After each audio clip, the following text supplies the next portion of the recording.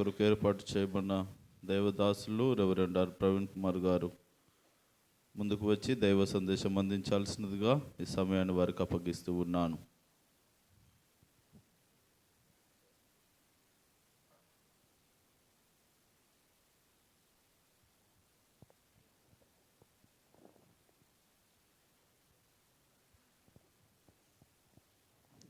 దేవుని పరిశుద్ధ నామానికి మహిమ కలుగునుగాక. ఆమెన్. మన ప్రభువును రక్షకునైన యేసుక్రీస్తు నామంలో మీ అందరికీ ప్రేమ వందనాలు తెలియజేస్తున్నాను. అందరికీ వందనాలు. ప్రభు నాకు ఇచ్చిన సమయాన్ని బట్టి ప్రభువును స్తుతిస్తూ నన్ను ప్రేమించి వాక్య పరిచర్య చేయుటకు మీ మధ్యకు ఆహ్వానించిన నా తోటి జత పనివారు స్థానిక సంఘ కాపరి రెవరెండ్ నరేష్ పాస్టర్ గారికి, కుటుంబానికి, సంఘ పెద్దలకు, కుడి వచ్చిన మీ అందరికీ వందనాలు తెలియజేస్తున్నాను. లూకా సువార్త 1వ అధ్యాయము 75వ వచనాన్ని చదువుకున్నాం కదా. మనము శత్రువుల చేతి నుండి విడిపింపబడి మనము జీవిత కాలమంతయు నిర్భయులమై ఆయన సన్నిధిని పరిశుద్ధముగాను నీతిగాను ఆయనను సేవింపను అనుగ్రహించుటకును ఈ రక్షణ కలుగజేశాను. ప్రార్థన. ప్రేమ కలిగిన తండ్రి, ఉదయకాల సమయాన్ని బట్టి వందనాలు. ఇంతవరకు నిన్ను పాటల ద్వారా స్తుతించాం. ఈ సమయంలో నీ మాటలు ధ్యానిస్తుండగా నిలబడిన నీ దాసుని వాడుకొనండి. మీరే నీ బిడ్డలతో మాట్లాడి నీ కార్యములు వారి జీవితాల్లో జరిగించి నీ మహిమకు సిద్ధపరచమని, రక్షణ లేని వారికి రక్షణ, రక్షించబడిన వారిని విశ్వాసం అందు స్థిరపరిచి నీ రాకడకు సిద్ధపడే కృపను అనుగ్రహించమని, మీరే మాతో మాట్లాడమని యేసు నామములో స్తుతించి ప్రార్థిస్తున్నాం తండ్రి. ఆమేన్. దేవునికి స్తోత్రం. హల్లెలూయా, హల్లెలూయా. యేసుక్రీస్తు వారు ఎందుకు ఈ లోకానికి వచ్చారు అనే అంశం మీద మనం అనేకమైన ధ్యానాంశాలు చేస్తూ వస్తుంటాం. ఈ ఉదయకాల సమయం మనందరికీ తెలిసిన ఎక్కువగా పరిచయం ఉన్న ఒక మాట, రక్షించుటకు వచ్చాడు. ఎందుకు వచ్చాడు? రక్షించుటకు. దేని నుంచి రక్షణ? దేని కొరకు రక్షణ? ఎవరి వలన రక్షణ అనే విషయాలు మనం ఆలోచిస్తే, ఎందుకు రక్షణ, అసలు రక్షణ అనే మాటకు అర్థం ఏంటో మనకు తెలియాలి. ఏంటి? రక్షణ అనే మాటకు అర్థం ఏంటో తెలియాలి. రక్షకుడు యేసు అని మనం ఒప్పుకుంటున్నాం కదా. మత్తయి 1:21 ఉన్న మాట, తన ప్రజలను వారి పాపముల నుండి ఆయనే రక్షించును గనక ఆయనకు యేసు అను పేరు పెట్టుదురు. తిమోతికి రాసిన మొదటి పత్రిక 1:15 పాపులను రక్షించుటకు క్రీస్తు యేసు లోకమునకు వచ్చాను. రక్షణ అనే మాటకు అర్థం ఏంటి? ఒకవేళ ఈరోజు మీరు రక్షించబడ్డారా అంటే ఆ ప్రశ్నకు ఎవరు సమాధానం చెప్పారు? ఎందుకు తెలుసా? మీకు తెలియదు. అది మీకు తెలీదు. బాప్తిసం అయితే తీసుకున్నాం సార్ అంటారు. ఏమంటారు? బాప్తిసం అయితే తీసుకున్నాం సార్ అంటారు. మారు మనసు లేకుండా బాప్తిస్మానికి వెళ్ళే అవకాశం లేదు. బడిలో చేరకుండా యూనిఫామ్ వేసుకుంటా అన్నట్టుంటుంది. అది ఏంటంటే బడి పోను కానీ యూనిఫామ్ వేసుకున్నా అంటే యాదో ఒకటి అన్నట్టుంటుంది. రక్షణ అంటే కోల్పోయిన స్థితిని తిరిగి పొందుకోవడమే. చెప్పండి, రక్షణ అంటే ఏంటి అర్థము? కోల్పోయిన స్థితిని తిరిగి పొందుకోవడమే. ఏమి కోల్పోయాము? దేవుడు నోటి మాటతో సమస్తాన్ని కలుగజేశాడు. తన స్వరూపంలో తన పోలికలో మానవుని చేసుకున్నాడు. ఎవరి కొరకు? తన కొరకు. కానీ మానవుడు దేవుని మాటను అతిక్రమించి పాపంలో పడిపోయాడు. పాపంలో పడిపోయిన మానవుడిని మరలా ఆ స్థితికి, అంటే ఏ స్థితినైతే కోల్పోయాడో ఆ స్థితిని తిరిగి ఇవ్వడానికి దేవుడే మానవుడై ఈ లోకానికి దిగి వచ్చాడు. మానవులుగా మనందరం చేసిన పాపాల కొరకు ఆయన కలువరి శిలువలో మరణించాడు. ఆయన కార్చిన రక్తము ద్వారా, ఆయన పొందిన దెబ్బల ద్వారా స్వస్థత, ఆయన కార్చిన రక్తము ద్వారా మన పాపములకు క్షమాపణ కలిగి ఉన్నది. హల్లెలూయా. రక్షణ అనే మాటకు అర్థం ఏంటంటే అది కోల్పోయిన స్థితిని తిరిగి పొందుకోవడమే. మరి అది ఎవరి ద్వారా పొందుకోగలిగాము? యేసు క్రీస్తు ద్వారా. యేసు అనే మాటకు అర్థం ఏంటి? రక్షకుడు. రక్షకుడి ద్వారా మాత్రమే మనకు రక్షణ. దేనికి రక్షణ? ఆత్మరక్షణ. దేనికి రక్షణ? శరీరానికి రక్షణ దుస్తులు ఇస్తాయి, మన ఇల్లు ఇస్తుంది, ఇంకా అనేకమైనవి ఇస్తాయి. కానీ ఆత్మకు రక్షణ యేసుక్రీస్తు వారు మాత్రమే ఇస్తాడు. ఆయన యొద్దకు వస్తేనే మన ఆత్మకు ఏం కలుగుతుంది? రక్షణ కలుగుతుంది. అందుకే ఒక భక్తుడు, ఒక దైవజనుడు అంటాడు ఈ మాట, మన అవసరత డబ్బులైతే దేవుడు శ్రీమంతుడిగా ఈ భూమి మీదకి దిగి వచ్చేవాడంట. ఏంటంట? మన అవసరత డబ్బులే అయితే ఆయన శ్రీమంతుడిగా ఈ భూమి మీదకి దిగి వచ్చేవాడంట. మన అవసరత ఇల్లులే అయితే ఆయన ఒక ఇంజనీర్గా దిగి వచ్చేవాడంట. మన అవసరత జ్ఞానమే అయితే దేవుడు శాస్త్రవేత్తగా మన మధ్యకు దిగి వచ్చేవాడంట. మన అవసరత ఆరోగ్యమే అయితే ఆయన డాక్టర్గా దిగి వచ్చేవాడంట. కానీ మనకున్న అత్యంత అవసరత ఏంటి తెలుసా? రక్షణ. అందుకే ఆయన రక్షకుడుగా ఈ భూమి మీద అవతరించాడు. హల్లెలూయా. అందుకే మనం క్రిస్మస్ సమయంలో పాడుతాం, రక్షకుండు దయించిన డట. మన కొరకు పరమ రక్షకుడు, పరమున ఉన్న ఆ ప్రభువు మన మధ్యకు రక్షకుడిగా అవతరించాడు. ఏమి ఇవ్వడానికి? రక్షణనివ్వడానికి. అది అత్యంత అవసరమైనది. అది పొందుకుంటేనే మనం ఆయనతో పాటు ఉండగలం.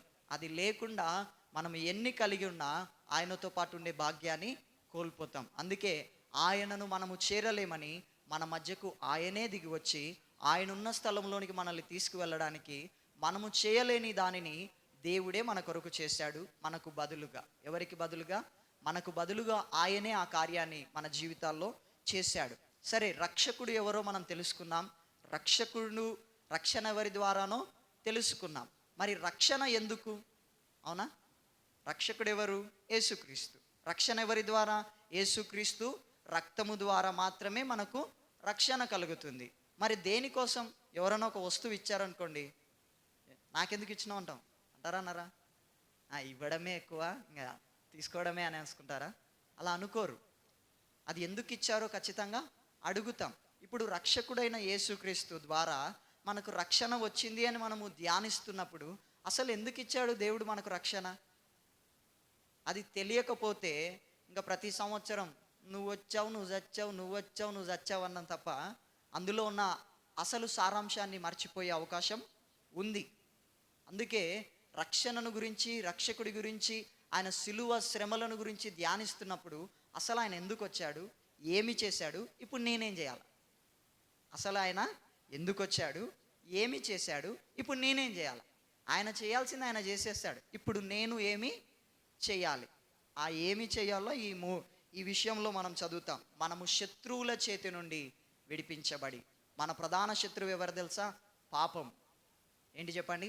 పాపము. ఏ భేదము లేదు, అందరూ పాపము చేసి దేవుడు అనుగ్రహించి మహిమను పొందలేకపోతున్నారు. అందుకే ఈ భూమి మీద పుట్టిన ప్రతి మానవుడు ఏదో రీతిగా పాపాలు పోగొట్టుకోవాలని నానా ప్రయత్నాలు చేస్తూనే ఉన్నాడు. అందరి ప్రధాన సమస్య, ప్రధాన శత్రువు పాపము. అందుకే దాన ధర్మాలు చేస్తాడు, నీతి కార్యాలు చేస్తాడు, పుణ్యయాత్రలు చేస్తాడు, తీర్థ స్నానాలు చేస్తాడు. ఎందుకు? పుణ్య స్నానాలు, పుష్కరాల్లో మునిగి తేలుతాడు. ఎందుకు? ఏదో రీతిగా పాపాన్ని పోగొట్టుకోవాలా. ఎందుకు పాపం పోగొట్టుకోవాలా? పాపం పోకపోతే మోక్షం లేదు. కానీ ఇవి ఏవి, మనము చేసే ఏ కార్యాలు మన పాపాలను పోగొట్టలేవు. ఏం పోగొట్టలేవు? మనము చేసిన పాపాలను ఏ నీతి కార్యాలు, ఏ పుణ్యకార్యాలు పోగొట్టలేవు. అందుకే పరిశుద్ధుడైన దేవుడు మన కొరకు ఈ లోకానికి దిగి వచ్చాడు. ఆయన కార్చిన రక్తం ద్వారా మాత్రమే మనకు పాప క్షమాపణ ఉన్నది. అందుకే హెబ్రీలకు రాసిన పత్రిక 10వ అధ్యాయంలో ఒక మాట ఉంటుంది. హెబ్రీలకు రాసిన పత్రిక 10వ అధ్యాయము 4వ వచనం. ఏలయనగా ఎడ్ల యొక్కయు మేకల యొక్కయు రక్తము పాపములను తీసివేయుట అసాధ్యము. ఏ రక్తము పాపాలను తీసివేయట అసాధ్యమంట? ఎడ్ల యొక్కయు మేకల యొక్కయు రక్తము. ఈ భూమి మీద ఉన్న ఏ జంతువు, ఏ పక్షి యొక్క రక్తము మనిషి పాపాలను తీసివేయలేదు. ఎందుకంటే వాటికి అంత శక్తి లేదు. మానవుని యొక్క పాపాలను కడగగలిగిన, క్షమించగలిగిన శక్తి రక్తానికి మాత్రమే ఉంది. ఆ రక్తం ఎవరిదై ఉండాలి? పరిశుద్ధుడిదై ఉండాలి. ఎవరిదై ఉండాలి? పరిశుద్ధుడిదై ఉండాలి. అందుకే ఒక పద్యం ఉంటుంది, సర్వ పాప పరిహారో రక్త ప్రోక్షణ ఆవశ్యకం, తద్ రక్తం పరమాత్మేనం పుణ్య దాన బలియాగం. సర్వ మానవాళి యొక్క పాపాలు క్షమించబడాలంటే రక్తము చిందించబడాలి. ఆ రక్తము ఎవరిదై ఉండాలంటే పరిశుద్ధుడిదై ఉండాలి. ఆయనలో పాపము ఉండకూడదు. తద్ రక్తం పరమాత్ముడిది, దేవుడిది. పుణ్య ఉచితముగా, దానము. పుణ్యం అంటే ఆయనంతటా ఆయన ఇవ్వాల్సిందే. దానము అంటే ఉచితంగా ఇచ్చేది. బలి ఇంకొకటి కోసం చావడం. యాగం తనకు తానుగా ఇచ్చి వేసుకోవడం. దేవుడికి ఏమీ లేదు, శరీరం లేదు. దేవుడెవరు? ఆత్మస్వరూపి. మనకు తెలుసు యోహాన్ 4:24 దేవుడు ఆత్మ గనుక. ఆత్మకి ఏముండదు? శరీరం ఉండదు. శరీరం లేని వాడికి రక్తమే నుంచి వస్తుంది? రాదు కదా. అందుకే దేవుడు ఆత్మస్వరూపి అయిన దేవుడు నీలాగా నాలాగా శరీరాన్ని ధరించుకొని ఈ లోకానికి వచ్చి మనకు బదులుగా సిలువలో ఏమయ్యాడు? మనం అడగకుండానే, మనము కోరకుండానే మన కొరకు ఆయన బలయ్యాడు. ఆయన ద్వారా ఇప్పుడు మనకేమొచ్చింది? ఆయన పొందిన దెబ్బల ద్వారా స్వస్థత, ఆయన కార్చిన రక్తము ద్వారా పాప క్షమాపణ. ఎవరైతే యేసుక్రీస్తు దగ్గరకు వచ్చి యేసయ్యా నేను పాపిని, నీ రక్తంతో నా పాపములు కడిగి పరిశుద్ధపరచుము, నన్ను నీ బిడ్డగా చేసుకున్నామని ఎవరైతే ఒప్పుకుంటారో వారి పాపములన్నిటినీ ఆయన రక్తంతో కడిగి వారిని పరిశుద్ధులుగా చేస్తాడు అని ఆయన వాక్యం సెలవిస్తుంది. అందుకే అక్కడ ఉన్న మాట, మనము శత్రువుల చేతి నుండి విడిపింపబడి ఏమవ్వడానికంట? ఆ మాటలో చదివితే మనం శత్రువుల చేతి నుండి విడిపింపబడి జీవిత కాలం అంతయు నిర్భయులమై. మొదట పాపం పోవడానికి, పాపం పోయినాక ఏమలా? పరిశుద్ధంగా బ్రతకాలి. రక్షణ ఎందుకు ఇచ్చాడు తెలుసా యేసయ్య? పాపినైనా నిన్ను నన్ను కడిగింది ఎందుకు తెలుసా? మరలా పాపిష్టి బ్రతుకు బ్రతకకూడదని. పాపము అంటే ఏంటి? ఆజ్ఞ అతిక్రమమే.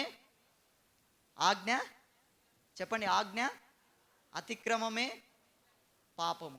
ఇంకా మనకు అర్థమయ్యే భాషలో చెప్పాలంటే నాకు నచ్చింది చేయడమే పాపం. నీకు నచ్చింది దేవుడికి నచ్చదు. మరి నీకు నచ్చేదేంటి?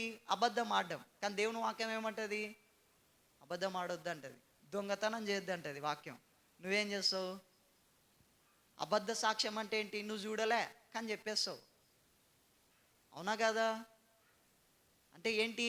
నీ ఇష్టాన్ని నెరవేర్చుకోవడమే పాపము. ఆయన ఇష్టాన్ని నెరవేర్చడమే పరిశుద్ధంగా బ్రతకడం. పరిశుద్ధంగా బ్రతకాలని దేవుడు కోరుకుంటున్నాడు కదా. ఒక్కసారి యేసుక్రీస్తు దగ్గరికి వచ్చి నీ పాపాలు కడగబడ్డాక ఇక నువ్వు పాపివి కానే కాదు. మరలా కొంతమంది ఎన్ని సంవత్సరాలు యేసుప్రభు నమ్ముకొని యేసుప్రభు బిడ్డనని చెప్పుకుంటున్నా, ప్రార్థన అంతా చేసి లాస్ట్లో ఏమంటారు తెలుసా? ఈ దీన పాపి ప్రార్థన ఇన్నాయన. ఏంటండి, మీకు అర్థమవుతుందా?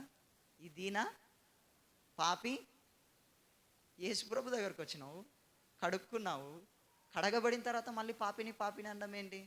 అంటే అట్లా మాట్లాడితే దేవుడు కరిగిపోతాడనే? నీకు బుర్ర లేదనుకుంటాడు అంతే. నా కుమార్తెకి కుమారుడికి ఇంకా ఆలోచన రావట్లేదు. నువ్వు ఇప్పటి నుంచి ఎలా బ్రతకాలి?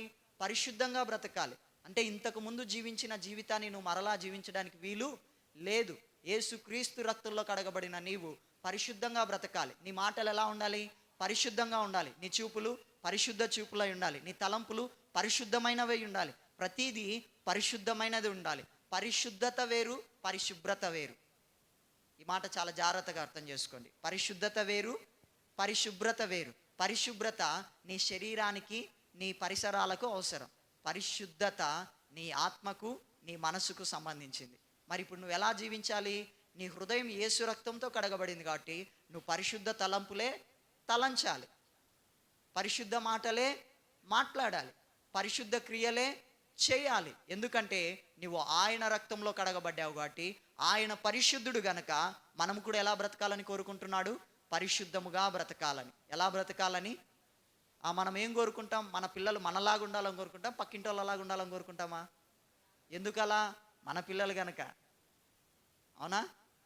పక్కింటోళ్ళ పిల్లలు మన పిల్లల్లాగా ఉండాలని అస్సలు కోరుకోం. ఎందుకు? వాళ్ళు మన పిల్లలు కాదు కాబట్టి. ఇప్పుడు యేసుక్రీస్తు రక్తంలో కడగబడ్డాక నువ్వు ఎవరి కుమారుడివి, ఎవరి కుమార్తెవి? యేసయ్య బిడ్డవు. మరి ఎవరిలా బ్రతకాలి? ఎవరిలాగా? పేతురు రాసిన మొదటి పత్రిక 1వ అధ్యాయంలో ఉన్న మాట మనందరికీ తెలిసిన మాట. 1వ అధ్యాయము 14వ వచనం, నేను పరిశుద్ధుడనై ఉన్నాను గనుక మీరును పరిశుద్ధులై ఉండుడని వ్రాయబడి ఉన్నది. కాగా మీరు విధేయులకు పిల్లలై మీ పూర్వపు అజ్ఞాన దశలో మీకుండిన ఆశలు అనుసరించి ప్రవర్తింపక. అంటే పాతకాలంలో యేసుప్రభు నమ్మక ముందు మనకి ఏ ఆశలు ఉన్నాయి? ఏమేమో చేయాలి, ఏమేమో మాట్లాడాలి, ఏమనిపిస్తే అది మాట్లాడడం, ఏమనిపిస్తే అది చేయడం, ఎలా పడితే అలా బ్రతికాం. కానీ ఇప్పుడు అలా బ్రతకడానికి వీలు లేదు. ఇప్పుడు ఎవరి ఆశలు నెరవేర్చాలా? యేసయ్య ఆశలు నెరవేర్చాలా. యేసయ్య కొరకు బ్రతకాలి. ఎవరి కొరకు? యేసయ్య కొరకు. అందుకే కింద అంటున్నాడు, మిమ్మును పిలిచిన వాడు పరిశుద్ధుడై ఉన్నాడు గనుక మీరును ఉన్న ప్రకారము మీరును సమస్త ప్రవర్తన యందు పరిశుద్ధులై ఉండడి. కాబట్టి రక్షణ ఎందుకు అంటే పాపము నుంచి కడగబడింది, పరిశుద్ధంగా బ్రతకడానికి, మరలా పాపము చేయడానికి కాదు. కొంతమంది ఆలోచన ఎలా ఉంటుంది తెలుసా? దేవుడు ఉన్నది క్షమించడానికి, మేమున్నది తప్పులు చేయడానికంట. తప్పులు చేయుట మా వంతు, క్షమించుట నీ వంతు అని ఎవడో పాట రాశాడంట. ఏంటండి? మనుషులంగా పాపాలు చేసుకుంటూ పోవడం, తప్పులు చేసుకుంటూ పోవడం మా పని. దేవుడుగా నీ పని ఏందంట? దేవుడి డ్యూటీ కూడా వీడే చెప్పేస్తున్నాడు. తప్పులు చేయుట మా వంతు, క్షమించుకుంటూ ఉండడం నీ వంతు అంట. ఎల్లకాలం తప్పులు చేసుకుంటూ బతికితే అదేం బతుకు? ఆ మాత్రం దానికి యేసు ప్రభు దగ్గరికి రావడం ఎందుకు? ఇంకా రాకుండా ఎలా బతకాలనుకున్నా అలా బ్రతికేసాయి. యేసు రక్తంలో కడగబడ్డాక నువ్వు పరిశుద్ధంగా బ్రతకాలి. తర్వాత మాట నీతిగా. ఎలా అంట? నీతిగా. ఒకప్పుడు ఎలా ఉన్నాం? అవినీతిమంతులుగా, అనీతిమంతులుగా. నీతి అంటే ఏంటి? దేవుని ఎదుట నిలబడే యోగ్యత మనకెవరికి లేదు. అందరికీ రోమా 3:23 తెలుసు, కానీ రోమా 3:24 ఎవరికి తెలియదు. అది ఎవరు కంఠస్థం చేయరు. ఏ భేదము లేదు అని మొదలెడితే ముగిస్తారు, కానీ దాని కింద ఉన్నది కూడా నేర్చుకోవాలి.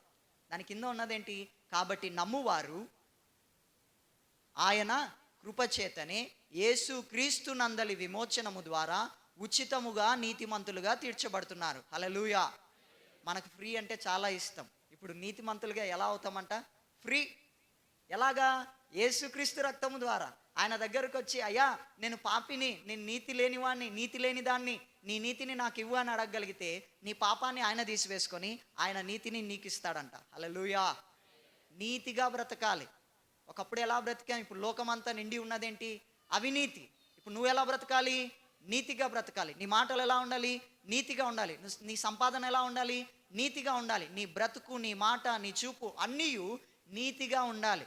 నీతిగల అని వాడడం కాదు, నీతిగా బతకాల. మరి ఆయన నీతిమంతుడే, మరి ఆయన బిడ్డవి నువ్వెలా బ్రతకాలి? మరి ఆయన రక్తంలో కడగబడింది, రక్షణ పొందింది నీతిగా బ్రతకడానికి. ఎలా బ్రతకడానికి? ఆదివారం గడిగేసుకొని మళ్ళీ సోమవారం నుంచి శనివారం వరకు మళ్ళీ పందిలాగా దొర్లుతా అంటే కుదరదు. నాకు పాట పాడారు దేవుని సేవకురాలు, పందివలే. నిజంగా అదే చేస్తున్నామేమో అనిపిస్తుంది ఒక్కొక్కసారి. ఆదివారం బల్లారాధన తీసేసుకుంటాం నెలకొకసారి, మళ్ళీ సోమవారం నుంచి శనివారం వరకు అవినీతి, అన్యాయం, మళ్ళీ చేసేవన్నీ అవినీతి పనులు, మాట్లాడేదాన్ని నీతులు, సూక్తులు. మరి ఎలాగూ నువ్వు నీ రక్షణ ఎందుకు ఇచ్చింది నీకు దేవుడు? ఒకటి, దేవుని కొరకు పరిశుద్ధంగా బ్రతకడానికి. రెండవది, నీతిగా ఆయనను సేవించడానికి. ఒకప్పుడు ఈ చేతితో పేకాట ఆడేవాడివి, ఇప్పుడు ఆ చేతితో చప్పట్లు కొట్టి దేవుని స్తుతించాలి. అవునా? ఒకప్పుడు బూతులు మాట్లాడేవాడివి, ఇప్పుడు యేసయ్య మాటలు చెప్పాలి. ఒకప్పుడు చూడకూడనివి చూసేవాడివి, ఇప్పుడు చూడాల్సినవి చూడాలి. ఒకప్పుడు వినకూడని వినేవాడివి, ఇప్పుడు వినాల్సినవి. అంటే నీ చేతులు, నీ ప్రతి అవయవము ఒకప్పుడు పాపానికి దాసులుగా వాడావు, ఇప్పుడు నీతికి దాసులుగా, అవయవాలుగా, నీతికి సాధనాలుగా వాడాలి అని దేవుని వాక్యం సెలవిస్తుంది. మనం నీతిగా బ్రతకాలి. ఆయన నీతిమంతుడు, ఆయన బిడలమైన మనము కూడా నీతిగా బ్రతకాలి. చివరిగా ఒక మాటని చెప్పి నేను ముగిస్తాను. అక్కడ ఉన్న మరొక మాట, మనము నిర్భయులమై.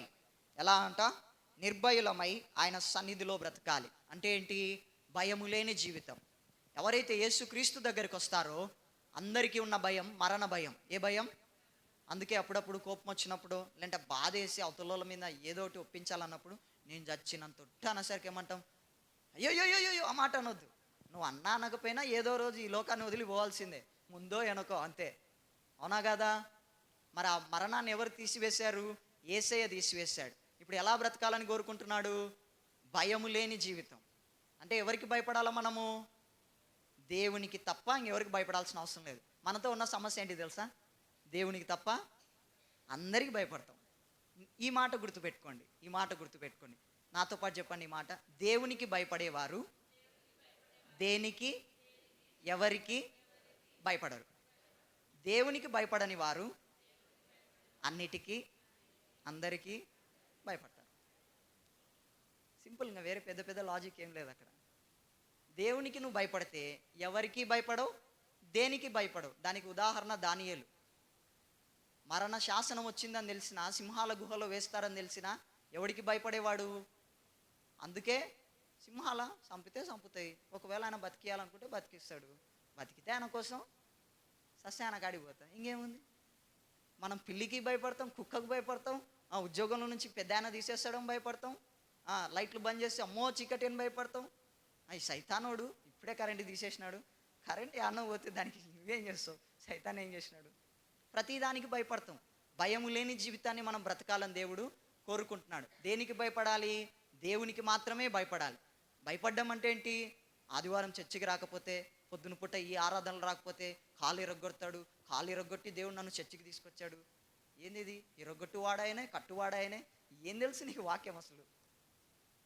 నిన్ను చర్చికి తోలుక రానిక నీకు యాక్సిడెంట్ చేయించి కాలు కట్టు కట్టించి దేవుడు తోలుకొస్తాడా? అంత శాడిస్టోడా నీ దేవుడు? భయము అంటే గౌరవము. చెప్పండి. దేవుణ్ణి ప్రేమిస్తే ఏం చేస్తావు? గౌరవిస్తావు. గౌరవిస్తే ఏం చేస్తావు? ఆయన కోరుకున్నట్టుగా బ్రతుకుతావు. అవునా? పౌలు ఎవరికి భయపడ్డాడు? ప్రజలకే, దేవునికే? చెప్పాలి. దేవునికి. అందుకే పౌలే ఉన్నాడు, బ్రతుకుట క్రీస్తే, చావైతే. అంటే ఎవరికి భయపడనోడు దేవుని కోసం బతుకుతాడు, దేవుని పని చేస్తాడు. సస్తే దేవుని కాడికి పోతా, బతికితే దేవుని కోసము బ్రతుకుతా, దేవుని సేవ. అది ఉండాలి మనకి. మనకేం లేదు. దేవుడు అంటే భయంలే, సేవకుడు అంటే భయంలే, భయము లేని భక్తి వాసన లేని పువ్వు లాంటిది. గుర్తుపెట్టుకోండి. భయము లేని భక్తి. పువ్వు ఎంత బాగుంటే ఏం ప్రయోజనం వాసన రాకపోతే? నీ భక్తి చేస్తున్నావు బాగానే, వస్తున్నావు 40 రోజులు బాగానే, మరి దేవునికి భయపడే బతుకుందే? ఆ బ్రతుకు లేకపోతే అంతే. ఎలాంటిది? వాసన లేని పువ్వు లాంటిది. నీకు వాసన లేని పువ్వులు ఎవరన్నా ఊరికే ఇచ్చినా కూడా నేనేం చేసుకుంటా, తీసుకపో, వాసన లేవేం లేవు అంటావా? మరి దేవుడు కూడా నన్ను గౌరవించినప్పుడు నువ్వు చేసే భక్తి కూడా నాకు వద్దులే, నీ కాన్నే పెట్టుకో అంటాడు. వద్దు కదా మనకు. ఎందుకు ఇచ్చాడంటే ఆయన రక్షణ మనకు? చెప్పండి. మొదటిగా పరిశుద్ధంగా బ్రతకడానికి. పాపంలో ఉన్న స్థితిలో ఉన్న మనల్ని ఆయన తన రక్తంతో కడిగాడు. ఇంకా యేసుకు నీ జీవితాన్ని ఇవ్వకపోతే నీ పాపాన్ని కడగగలిగినది, నిన్ను పరిశుద్ధుడిగా పరిశుద్ధురాలుగా మార్చగలిగినది యేసు మాత్రమే. కాబట్టి ఆయన సిలువ చెంతకు వచ్చి, అయ్యా నేను పాపిని, నీ రక్తంతో నన్ను కడుగు, నన్ను పరిశుద్ధుడిగా పరిశుద్ధురాలిగా చేసి నన్ను నీ బిడ్డగా మార్చుకో అని నువ్వు అడగాలి. రెండవదిగా నీతిగా చేయడానికి. మనల్ని నీతిమంతులుగా చేశాడు. ఇంకెలా బ్రతకాలి? అవినీతిగా బ్రతకకూడదు, పాపిష్టి జీవితాన్ని జీవించకూడదు. నీతిగా జీవిస్తూ, నీతిగా మన శరీరాన్ని, మన అవయవాల్ని ఆయన పని కొరకు సాధనాలుగా వాడాలి. మూడవది నిర్భయంగా బ్రతకాలి. ఎవరికి? దేవునికి మాత్రమే భయపడుతూ దేవుని కొరకు జీవించాలి. అందుకు ఆయన మనకు రక్షణ ఇచ్చాడు. రక్షణ లేని వారికి రాకడలో ఎత్తబడే అర్హత లేదు. స్కూల్లో చేరని వాడికి పరీక్ష రాసే అర్హత అంతే. నీకు రక్షణ ఉంటే రాకడలో ఆయనతో పాటు ఎత్తబడే అర్హత ఉంది. కాబట్టి మనం అర్థం చేసుకోవాల్సింది, ఇంకా నువ్వు రక్షించబడకపోతే ఆయన రెండవసారి మరలా రాబోతున్నాడు. ఆయనతో పాటు ఎత్తబడాలంటే నువ్వు మారు మనసు పొందు, నీ జీవితాన్ని యేసుకివ్వు, ఆయనను హృదయంలో చేర్చుకుంటే ఆయన వచ్చినప్పుడు ఆయనతో పాటు ఎత్తబడే గుంపులో ఉంటావు. కాబట్టి ప్రభు ఇచ్చిన రక్షణను జ్ఞాపకం చేసుకుంటున్నాం. మనము పరిశుద్ధంగా జీవిద్దాం, నీతిగా జీవిద్దాం, ఎవరికీ భయపడక ఆయనకే భయపడుతూ ఆయనను సేవిస్తూ ఆయన రాకడకు సిద్ధపడదాం. అట్టి స్థితి పరిశుద్ధాత్మ దేవుడు మనందరికీ అనుగ్రహించి